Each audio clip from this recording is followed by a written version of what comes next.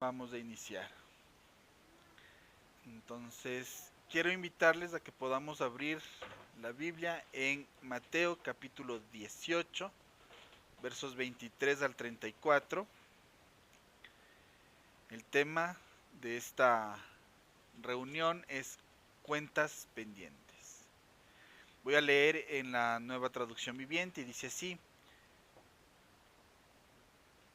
Mateo 18, capítulo 23, verso 34. Por lo tanto, el reino del cielo se puede comparar a un rey que decidió poner al día las cuentas con los siervos que le habían pedido prestado dinero. En el proceso le trajeron a uno de sus deudores que le debía millones de monedas de plata. No podía pagar, así que su amo ordenó que lo vendieran junto con su esposa, sus hijos y todas sus posesiones para pagar la deuda. Verso 26. El hombre cayó de rodillas ante su amo y le suplicó: por favor, tenme paciencia y te lo pagaré todo. Entonces el amo sintió mucha lástima por él y lo liberó y le perdonó la deuda. Pero cuando el hombre salió de la presencia del rey, fue a buscar a un compañero, también siervo, que le debía unos pocos miles de monedas de plata. Lo tomó del cuello y le exigió que le pagara de inmediato. El compañero cayó de rodillas ante él y le rogó que le diera un poco más de tiempo. Ten paciencia conmigo y yo te pagaré, le suplicó. Verso 30. Pero el acreedor no estaba dispuesto a esperar. Hizo arrestar al hombre y lo puso en prisión hasta que pagara toda la deuda. Cuando algunos de los otros siervos vieron eso, se disgustaron mucho. Fueron ante el rey y le contaron todo lo que había sucedido. Entonces el rey llamó al hombre al que había perdonado y le dijo: siervo malvado, te perdoné esa tremenda deuda porque no lo porque me lo rogaste. Verso 33. ¿No debías haber tenido compasión de tu compañero, así mismo como tuve compasión de ti? Entonces el rey, enojado, envió al hombre a la prisión para que lo torturaran hasta que pagara toda la deuda. Es importante que nosotros podamos analizar esta parábola porque vivimos en una sociedad donde es fácil pedir misericordia para nuestros errores, pero difícil, sumamente difícil, eh, acceder a otro, difícil concederla a otros. La parábola del siervo sin misericordia nos confronta con nuestras tendencia a exigir justicia para los demás mientras esperamos gracia para nosotros. Jesús nos muestra el peligro de un corazón que recibe el perdón de Dios, pero no lo refleja en sus relaciones. Y esto es bastante importante que nosotros podamos analizar. Entonces, porque como les mencionaba, vivimos en una sociedad donde es fácil el pedir misericordia, ¿no es cierto? Pero es muy difícil, es muy complicado cuando de alguna otra forma nosotros tenemos que extender ese perdón, esa gracia hacia otros. Y he dividido este mensaje en 4 puntos importantes. El primero dice: pedimos perdón, pero no queremos pagar. Eso lo vemos en los versículos 23 al 27. El siervo tenía una deuda impagable, más o menos unos 10,000 talentos, era bastante dinero. Recordemos que la semana anterior veíamos que había una deuda de unas 500 monedas y eso más o menos representaba el salario de un año de trabajo. Aquí estamos hablando de 10,000 monedas, que es casi una deuda sumamente impagable. Entonces este siervo ruega misericordia y el rey le perdona completamente la deuda. Nuestra deuda con Dios es inmensa y solo su gracia la puede cancelar. Pedimos perdón a Dios con facilidad, pero muchas veces olvidamos lo costoso que es. Indistintamente de las cosas que nosotros estemos haciendo, indistintamente de las cosas que nosotros estemos mencionando, indistintamente de las cosas que nosotros hayamos hecho, no logramos dimensionar el peso de nuestra deuda. Simplemente consideramos que, bueno, fue una mentira, o sí, me enojé, o dije tal cosa, o no le dirijo la palabra a tal persona, y pensamos que esa deuda es muy pequeña. Pero en realidad no logramos dimensionar cuánto realmente esta deuda cuesta. Lo suficiente como para que Jesús haya tomado la decisión de entregar su vida, aún por eso que nosotros a veces socialmente decimos fue una pequeña mentira. Romanos 3, 23 al 24 dice, por cuanto todos pecaron, siendo justificados gratuitamente por su gracia.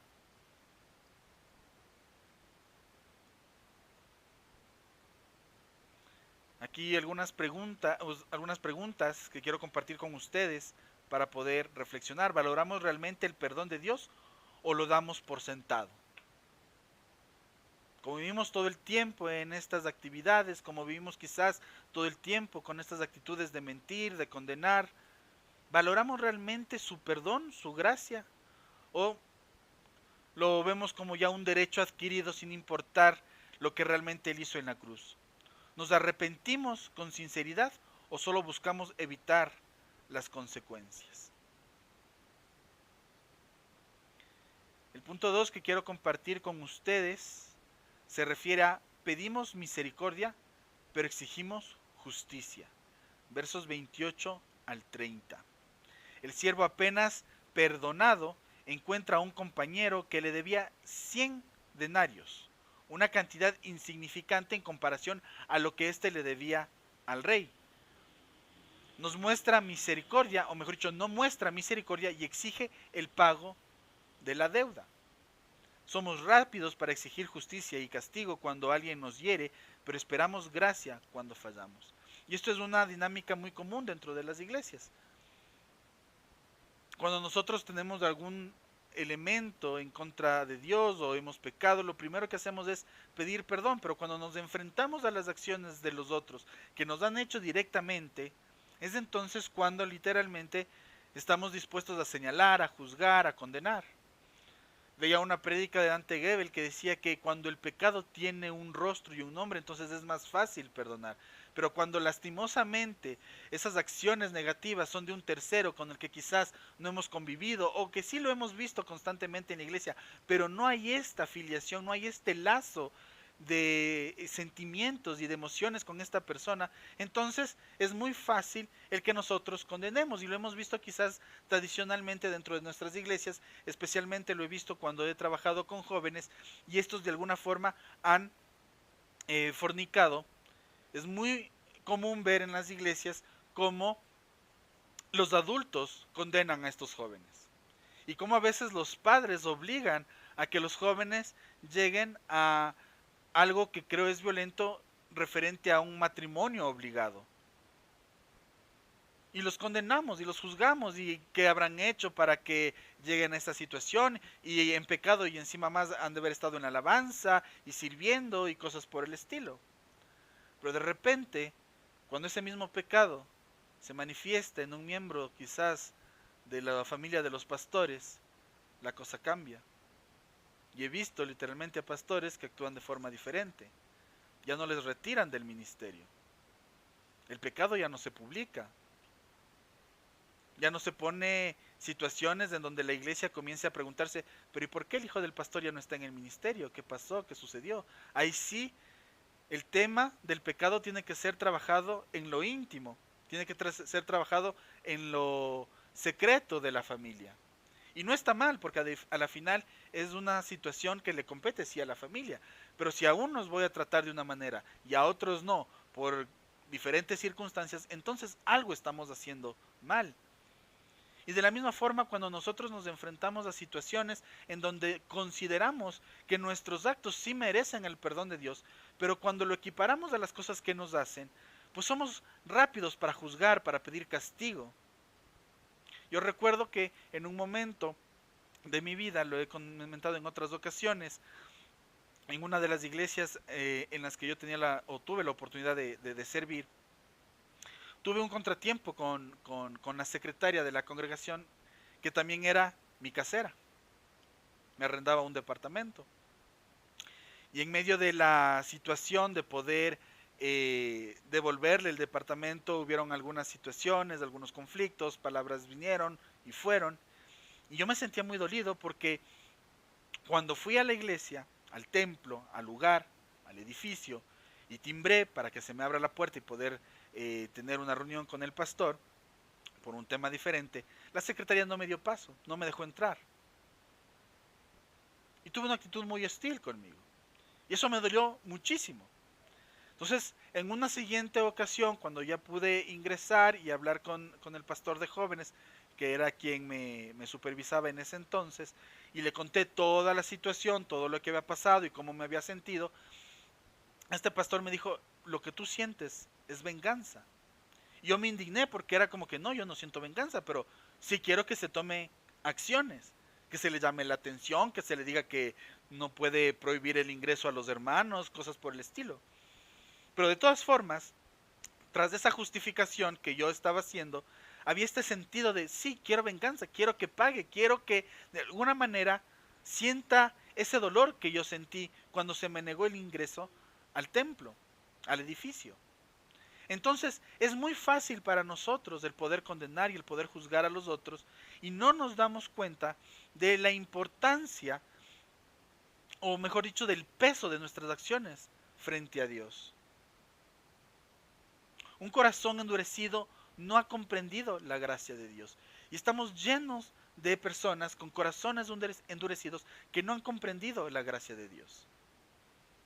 Que literalmente lo que hacen es sentarse, sentir la gracia, decir, ok, yo mentí, yo adulteré, quizás yo forniqué, yo robé y listo, he pedido perdón, he cambiado y siento de alguna manera ese cambio, pero como no he logrado literalmente perdonarme y no he logrado comprender la misericordia de Dios, lo que hago es convertirme en una persona legalista y dentro de nuestras iglesias tenemos una gran cantidad de personas legalistas. Aquí en Quito, Ecuador, generalmente esas personas las llamamos curuchupas. Porque generalmente son las personas que siempre están atacando, diciendo, mencionando lo que los otros deberían hacer y no se dan cuenta de lo que ellos mismos o nosotros deberíamos darnos por enterados frente a lo que estamos haciendo. En el Nuevo Testamento, Santiago 2, capítulo 2, verso 13 dice, porque juicio sin misericordia será con aquel que no hiciere misericordia. ¿Cuán fuertes son estas palabras? Porque juicio sin misericordia será con aquel que no hiciere misericordia. ¿Nos damos cuenta de que nuestra ofensa a Dios son mayores que las que otros hicieron o nos hacen a nosotros? Es que yo solo mentí, pues sigue siendo una ofensa muy grande para el Dios de verdad. Es que yo solo me enojé, pues sigue siendo una ofensa muy grande. Es que no puedes comparar el que yo te haya mentido con el hecho de que el otro me haya robado, me robó un terreno, me robó una casa. Bueno, o sea, estamos hablando de que esto material no te lo vas a llevar cuando mueras. Pero la ofensa que tú cometes delante de tu Dios es algo que sí va a repercutir cuando estés delante de su presencia y tengas que ser juzgado. ¿Somos duros con quienes nos fallan, olvidando la misericordia que hemos recibido? ¿Cómo eres con las personas que te han fallado, que te han lastimado? Recientemente pasamos ayer un evento interesante porque celebramos el cumpleaños de mi hija y estuvo presente una persona que siento me hizo daño e hizo daño también a mi esposa. Y sería fácil el poder juzgarle, el poder decirle, bueno, es que cometió esto e hizo esto. Y venía esta pregunta a mi mente, ¿somos duros con quienes nos fallan, olvidando la misericordia que hemos recibido de Dios? He sido perdonado. Y mis faltas no han sido menos graves que las faltas que quizás muchos de nosotros hemos cometido en este momento. O no han sido menos graves que la falta que esta persona hizo hacia mí y a mi familia. Pero si he logrado de alguna manera comprender y entender lo que significa la gracia y la misericordia, entonces bueno, daré los pasos para mantener cierta armonía y cierto equilibrio en esta relación. Eso no significa que voy a permitir que se me siga haciendo daño. Tengo derecho a poner límites, pero no tengo derecho a colocar la falta del otro como una categoría mayor a lo que yo he hecho a nivel social. Esto me lleva a un siguiente punto. Juzgamos con rigor, pero no soportamos ser juzgados. Y esto lo vemos en los versos 31 al 33. Otros siervos observaron la injusticia y se lo cuentan al rey. El rey llama a este siervo malvado, le pone esta etiqueta, siervo malvado, y lo reprende por su falta de compasión. Muchas veces condenamos con dureza a otros sin darnos cuenta de que nosotros mismos estamos bajo juicio. La palabra de Dios es clara cuando nos señala que deberíamos concentrarnos no tanto en la astilla que tiene mi vecino en su ojo, sino más bien concentrarme en la viga que yo tengo en el mío. Porque a veces la necedad, el orgullo, el narcisismo, el egocentrismo, hace que yo coloque mis faltas en una categoría mucho menor a los pecados y los errores del otro, sin darnos cuenta que delante de Dios están al mismo nivel. Y que así como el otro tiene quizás ese derecho de ser juzgado, de ser condenado, yo también debo ser juzgado y condenado. Queremos ser comprendidos, pero no estamos dispuestos a comprender. Quiero que el Señor me entienda, quiero que Jesús entienda mis situaciones, pero yo no estoy dispuesto a entender las situaciones del otro. Mateo 7:2 dice, con el juicio con que juzguéis, seréis juzgados. Es bastante conocido, esto lo decimos, de la misma forma en la que midas serán medidos. ¿Cómo reaccionamos cuando otros cometen errores? Yo generalmente me ofusco, me enojo, me estreso. Soy muy poco paciente con el tema de la puntualidad. Me gusta que el horario se cumpla a rajatabla. Y me molesta cuando los otros son impuntuales. Y tengo malas acciones, malas actitudes, malas reacciones. Pero han habido momentos en donde quizás sí soy muy puntual, pero he sido poco atento, mi memoria falla, no me acuerdo de cosas, me olvido nombres. Y quizás para otra persona es importante, muy importante, el tema de la consideración, de manejar un tono de voz al momento de hablar adecuado. ¿Somos justos y misericordiosos en nuestro trato con los demás? ¿O cómo nos estamos comportando, cómo nos estamos nosotros manifestando, desarrollando con las personas que están a nuestro alrededor?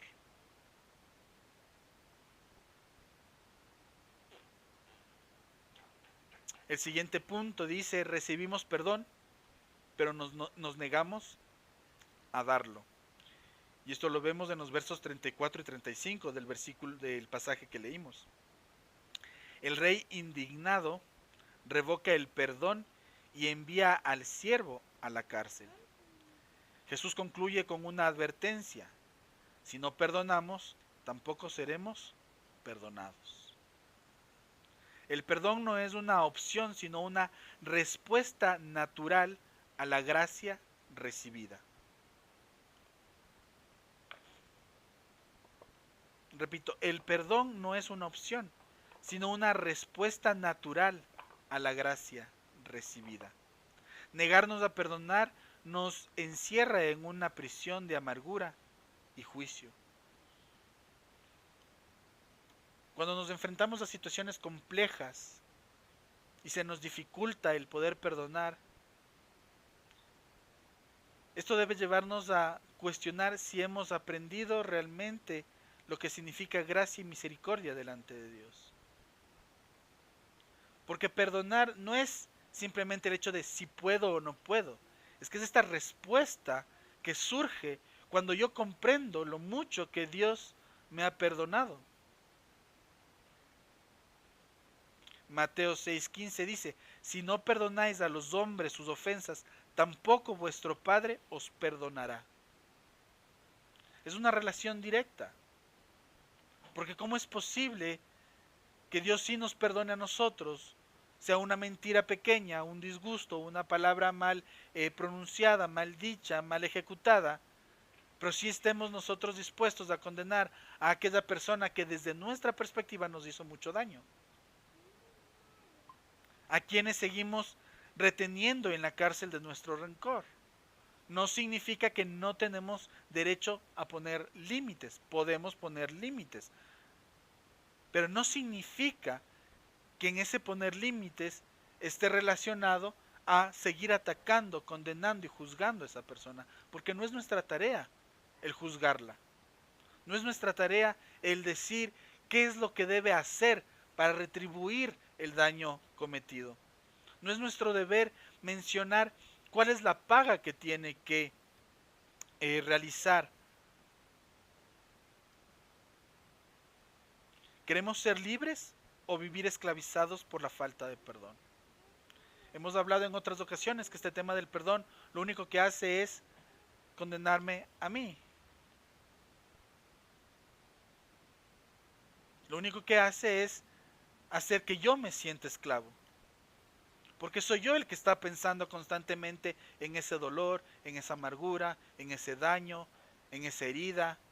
Y probablemente la persona que me hizo daño ni siquiera está enterado de que me hizo daño. Probablemente ni siquiera está pensando en si me hizo o no me hizo daño. Probablemente ni siquiera está pensando ni meditando en cómo estaremos sobreviviendo. No está, ay, yo le insulté a tal persona. ¿Será que hoy se despertó tranquila por el insulto que le hice? ¿O será que está pensando en cómo este insulto le lastimó? No, no le interesa y no está pensando. Probablemente se cambió de lugar, se cambió de ciudad y está viviendo su vida. Probablemente cometiendo sus mismos errores, quizás sí, quizás no, no lo sabemos. Quizás está en un proceso de transformación delante de Dios, no lo sabemos, pero no estará quizás concentrado ni pensando en el daño que nos hizo y en cómo nosotros estamos viviendo con esa herida. Sin embargo, nosotros sí estamos constantemente en ese pensar de debería pagar, debería hacer esto, Dios no debería permitirle esto, debería morir, debería irse al infierno. Y somos nosotros los que estamos en ese pensar recurrente frente a esta persona, frente a esta situación, frente a esta herida. Entonces perdonar es comenzar a soltar y dejar que Dios se haga cargo de esa situación. No digo que sea fácil, pero es necesario si es que queremos tener una vida en donde podamos de alguna manera sentir esa paz que viene de Dios. Para terminar, quiero decirles que Jesús nos enseña que la gracia recibida debe convertirse en una gracia otorgada. Si hemos sido perdonados, debemos perdonar. Y ojo, perdonar no significa que no voy a colocar límites. Puedo colocar límites. Porque la Biblia también me dice, por sobre toda cosa guardada, guarda tu corazón. Pero así como hemos recibido la gracia del perdón, por gracia debemos perdonar. Así que aquí algunas preguntas para meditar. ¿Pedimos perdón con facilidad, pero juzgamos con dureza? ¿Queremos misericordia para nosotros, pero castigo para otros? Hoy es el día para abandonar la prisión del rencor y vivir en la libertad del perdón. Padre, gracias te doy por esta mañana porque nos sigues enseñando cosas a través de tu parábola. Señor, queremos pedirte perdón por esas veces que recibiendo tu perdón, inmediatamente al mirar quienes tienen una deuda con nosotros, sea una deuda física, emocional, espiritual, lo primero que hacemos es solicitar que esa deuda sea cancelada, que se pague con creces, con intereses, esa deuda que se generó ante nosotros, olvidando que quizás nuestro pecado, nuestra transgresión, nuestra actitud es mucho más fuerte hacia ti, contigo, que la deuda que tienen con nosotros.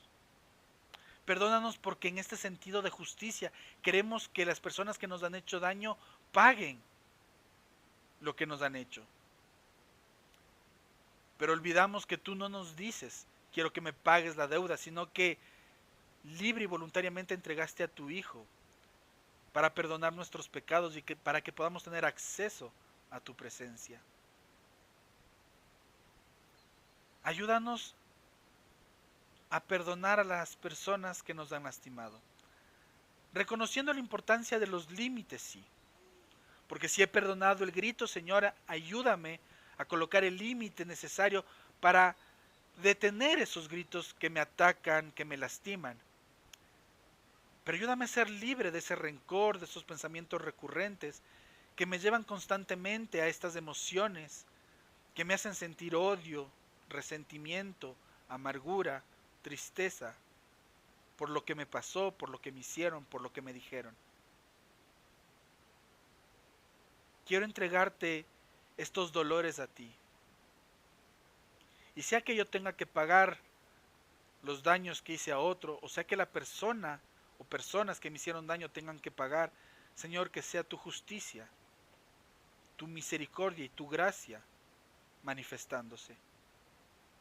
Permíteme que yo pueda ser libre de ese rencor y de ese pensar constantemente en la vida de aquel que me lastimó, que probablemente ni siquiera está pensando en cómo pude o cómo logré despertarme y levantarme el día de hoy.